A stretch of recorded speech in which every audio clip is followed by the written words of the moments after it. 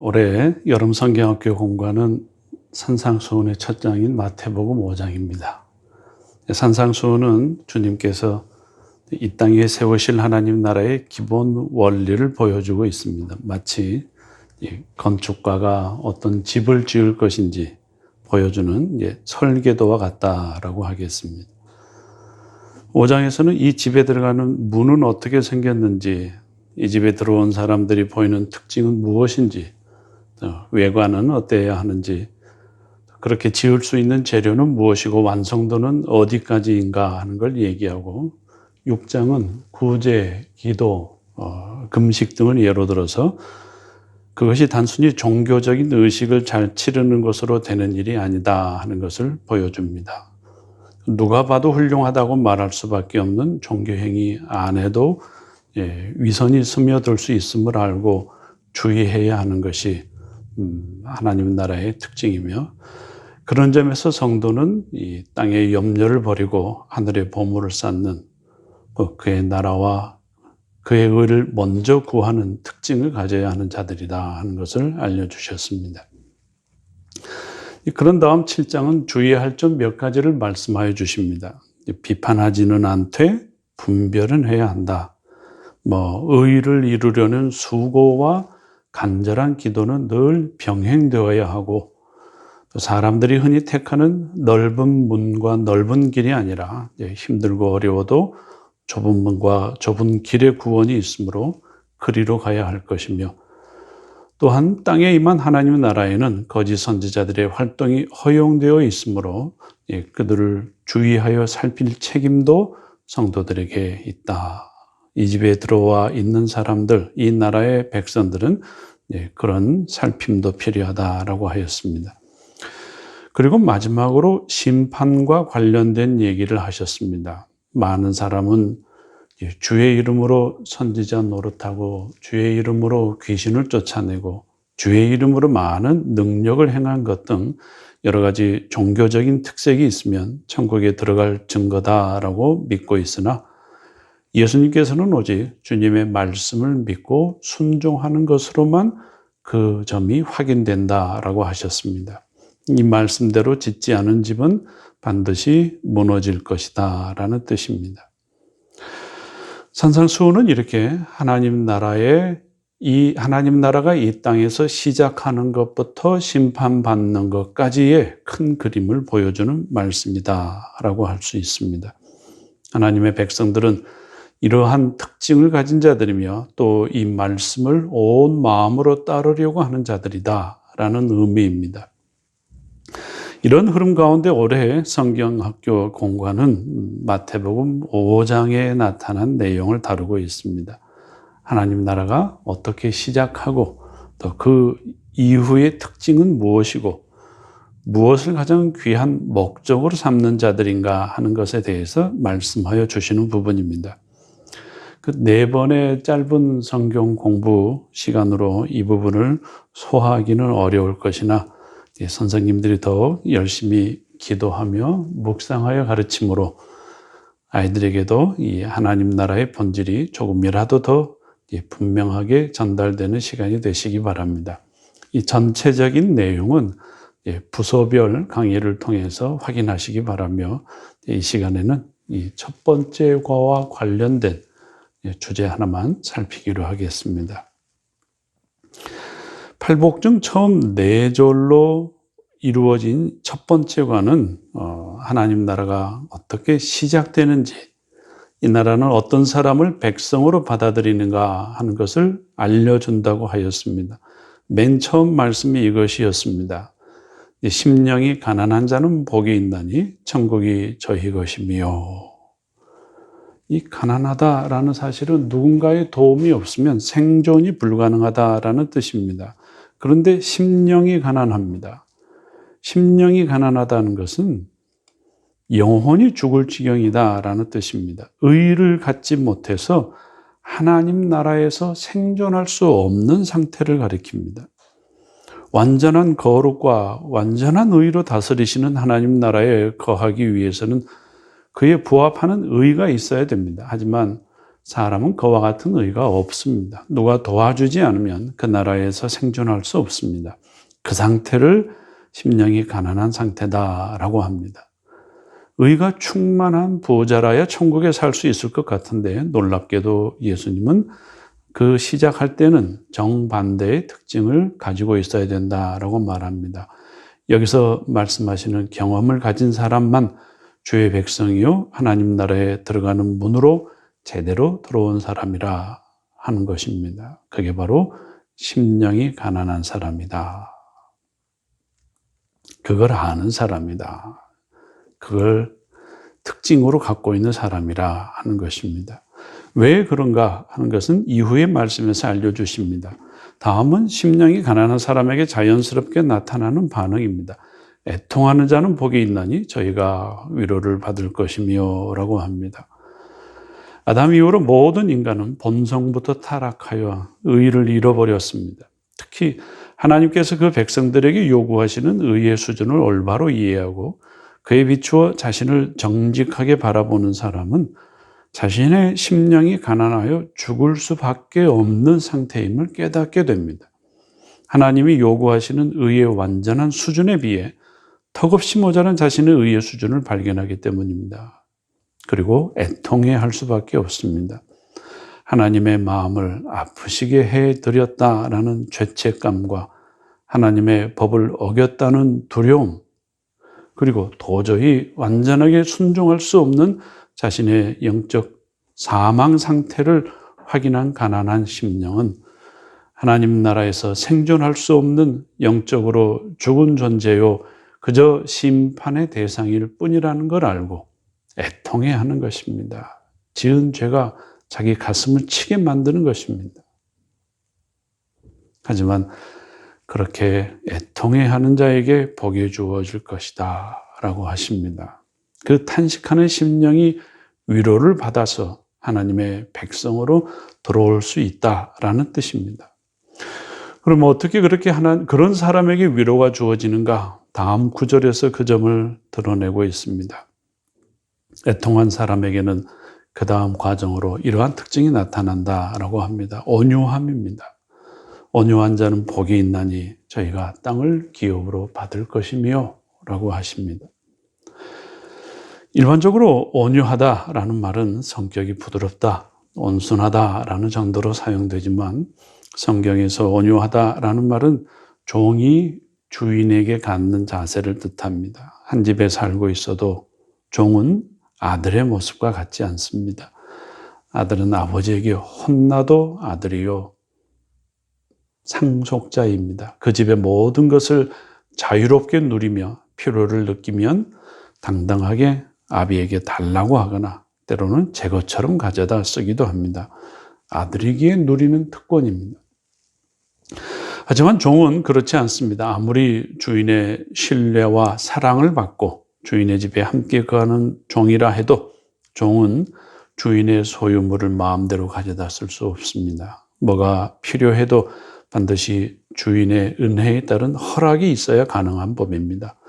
심령이 가난하여 애통하는 사람이 그런 특징을 보이게 되어 있습니다. 그는 종의 심정과 자세로 하나님께 의를 구하는 사람입니다.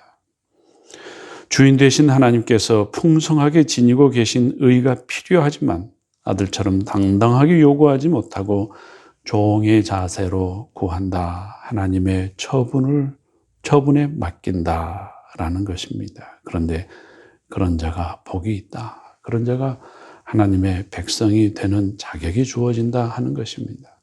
의가 없어서 죽게 된 영혼이 애통한 가운데 하나님께 종된 자세로 나아가 긍휼히 여겨주시기를 구할 때 하나님은 그런 사람을 좋게 보시고 그런 자들에게 기꺼이 하나님 나라를 기업으로 상속받게 해주시기 때문입니다. 이 모든 과정을 결론적으로 말씀하시는 부분이 6절입니다.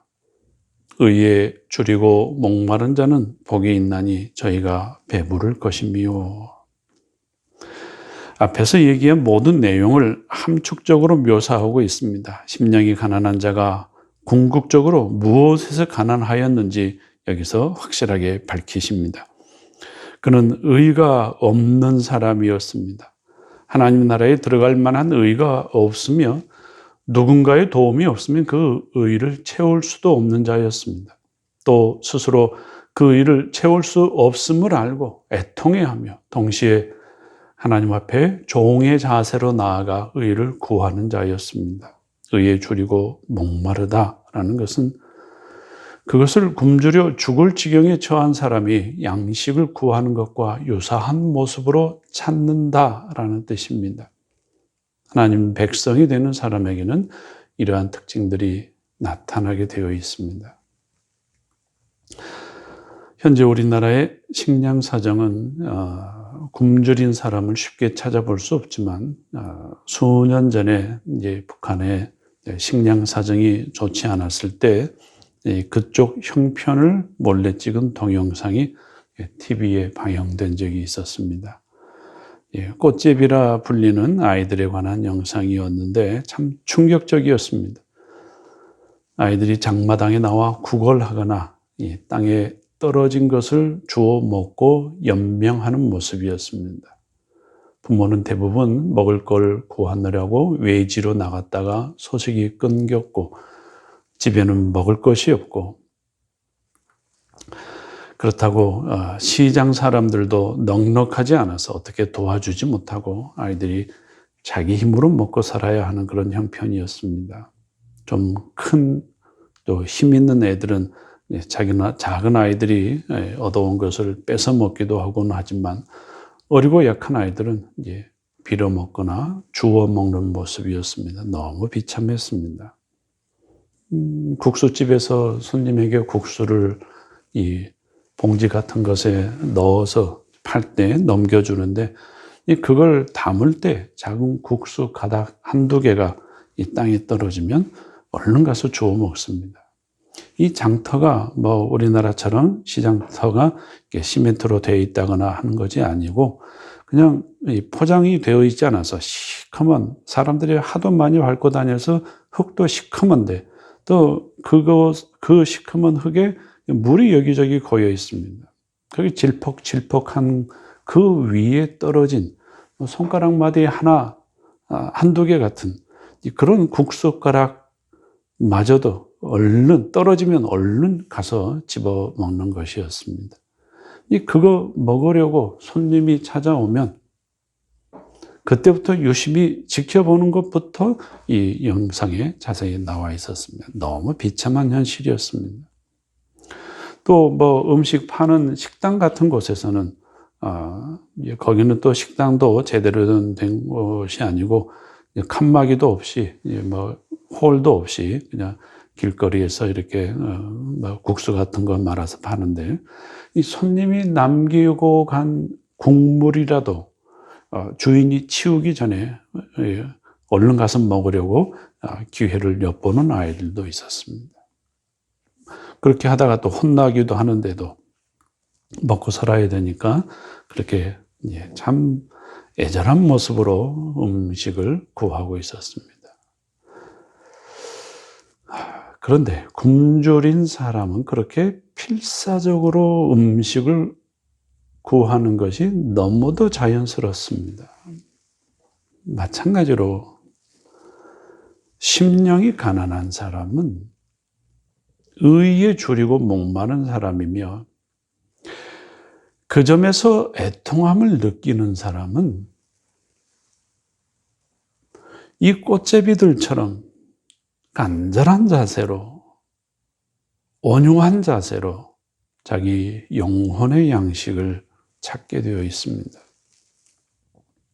영혼을 살리는 양식인 그 의를 얻는 것을 자기 인생의 가장 중요한 일로 여기는 것입니다.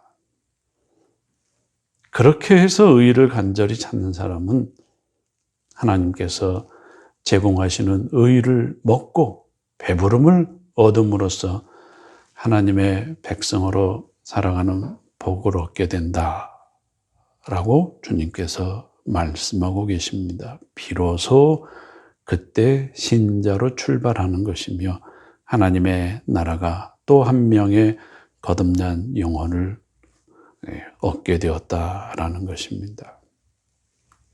모든 성도는 각자의 영혼에서 이 같은 특징을 찾아볼 수 있어야 됩니다. 꽃제비 아이들이 육의 굶주림을 해결하고자 그토록 간절하게 양식을 찾듯 우리 영혼은 의의 양식을 그렇게 간절히 찾는 자인지, 그걸 얻어 배부름을 얻었는지를 확인해 볼 필요가 있습니다.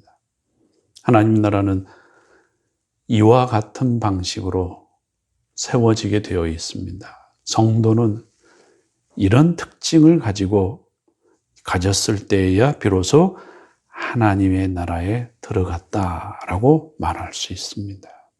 하나님 나라의 출입문은 오직 이런 특징을 가진 자들만 받아들인다라고 말씀하시고 있습니다. 이런 특징을 가지지 않은 채 다른 문으로 들어간 사람은 다 도적이요 강도입니다. 오직 이와 같은 특징이 있는 문을 통과함으로써만 천국을 소유하는 하나님의 백성이 될 수 있습니다. 완전한 복음이 아닐 수 없습니다. 이렇게 말씀하신 후에 이 팔복의 후반부 네 항목은 그렇게 해서 하나님의 백성 된 사람에게 나타나는 이후의 특징이 무엇인가 하는 것들을 얘기하고 있습니다. 긍휼과 마음을 정결히 함과 화평케 하는 것과 핍박이라도 마다하지 않는 모습으로 자라게 된다라는 말씀입니다. 하나하나의 의미에 대해서는 세상에서 일상적으로 사용하는 말과 의미가 많이 다르므로 부서별 성경 공부를 통해서 꼭 확인해 보시기 바랍니다. 그리고 그 다음 주님께서는 이 나라가 세상과 관련해서는 어떤 특징이 있는가도 알려주십니다. 소금과 빛의 역할입니다. 이 건물로 치자면 지나가는 사람들에게는 이 하나님의 나라가 어떻게 비치는가 하는 그런 뜻입니다. 그런 특징을 말씀하시고 나서 예수님께서는 이제 율법의 참된 의미와 성도들이 가져야 될 삶의 목표에 대해서 5장 끝까지 해서 아주 길게 말씀하십니다. 그 목표는 사람이 도저히 도달할 수 없는 목표입니다. 하늘에 계신 너희 아버지의 온전하심과 같이 너희도 온전하라. 율법을 지키되, 그 율법을 어디까지 지켜야 되는가? 성도로서 성장해야 될 목표가 어디까지인가? 도무지 감당할 수 없는 하나님 아버지의 온전하심과 같은 자리까지 가는 것을 너희의 목표로 삼으라는 것입니다. 이러한 구조는 이 하나님 나라에서의 생존은, 다시 말하면 하나님의 모든 백성들의 특징은 이 말씀을 따르려 하는 데 있다라는 뜻입니다. 성도들의 성장이나 세상의 소금과 빛의 역할을 감당하는 방식이 모두 다 이 율법을 지켜야 하며 또 지키려고 하며 그 목표가 하나님의 완전하심 같이 완전해지려는 데까지 이르려고 해야 한다라는 것입니다. 하나님의 백성들은 이런 것이 모두에게 다 공통적인 특징이요 목표여야 된다라는 뜻입니다. 스스로 신앙인으로서 마땅히 나타내야 될 장성함을 이렇게 이루어가는 동시에 이렇게 할 때 세상으로 하여금 하나님께 영광을 돌리게 할 수 있는 세상과 교회와의 관계를 하나님의 뜻대로 형성해 낼 수가 있는 것입니다. 하나님 나라는 바로 이런 특징을 가진, 이런 목표를 가진 사람들을 가리킵니다. 그래서 5장 20절에 보면 너희 의의가 서기관과 바리새인보다 더 낫지 못하면 결단코 천국에 들어가지 못하리라고 하셨고, 또 7장에서 나더러 주여 주여 하는 자마다 천국에 다 들어갈 것이 아니요 다만 하늘에 계신 내 아버지의 뜻대로 행하는 자라에 들어가리라고 있다고 말씀하여 주십니다. 이런 말씀들은 이 나라가 목표하는 백성들의 특징이 무엇인가 하는 것을 분명히 나타내고 있습니다. 이 처음엔 심령이 가난한 자가 하나님께서 거저주시는 의로 이 나라에 들어올 수 있다라고 하셨는데, 이 마지막에는 이처럼 마치 주님 말씀에 순종해야만 천국에 들어갈 수 있는 것처럼 말씀하십니다. 이것은 땅에 임한 하나님 나라가 가진 본질적인 특징이 무엇인가 하는 것을 짐작하게 합니다. 이 점에 대해서는 지명 관계상 우리 공과책에 자세히는 얘기하지 못하였으나 이 시간을 빌어서 잠시 말씀드리려고 합니다. 이 하나님의 나라는 이 나라에 들어올 때는 믿음을 통해서 값 없이 들어오지만, 이 나라가 땅에서 존재하는 동안에는 이와 같은 주의 말씀을 순종하여 의를 이루는 것에 그 절대적인 존재의 의미와 목적이 있다라는 뜻입니다. 이런 점에서 성도는 율법을 하나도 허투루 생각하지 않고 깊이 살피고 순종하려는 모습이 반드시 나타나게 되어 있다라는 뜻입니다. 주의할 점이 있지요. 얼핏 보면 이 말씀은 한쪽만 보면 율법을 누구보다 잘 지켜야 천국에 들어간다라고 말씀하시는 것처럼 보이기 때문입니다. 처음에는 복음으로 시작했는데 그 부분을 잊어버리면 율법주의로 결론 나는 것을 피할 수가 없습니다. 그렇게 생각해서도 안 되고 그렇게 가르쳐져서도 안 됩니다. 이 말씀은 우리가 하나님처럼 완전해야 구원받는다는 것도 아니고 이 모든 계명을 완전히 지킬 수 있다는 뜻도 아닙니다. 우리로서는 불가능한 목표입니다.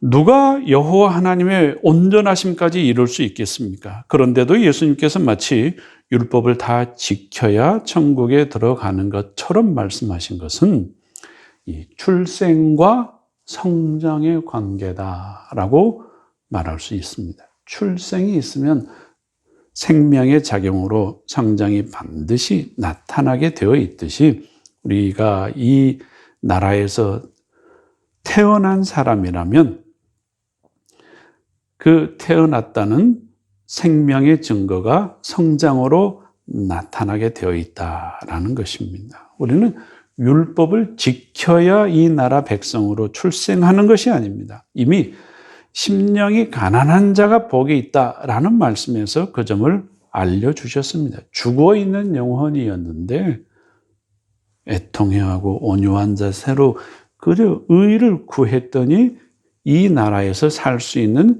생명의 양식인 의가 거저 주어져서 배부름을 얻어서 살아나게 된 것입니다. 이 나라 백성이 될 수 있는 길은 오직 하나님의 은혜 외에는 불가능하다라는 뜻이 그 안에 담겨 있습니다. 은혜로만 이 나라 백성으로 출생하는 것입니다. 그런 다음에 이미 출생한 사람으로서 영적 생명을 가졌다는 증거가 나타나게 되어 있습니다. 그것이 곧 이런 율법과 또 완전하기까지 하라 하는 목표를, 율법을 지키되 하나님의 완전하심까지 그 율법을 지키려고 하라라는 이 목표를 진지하게 따르는 것입니다.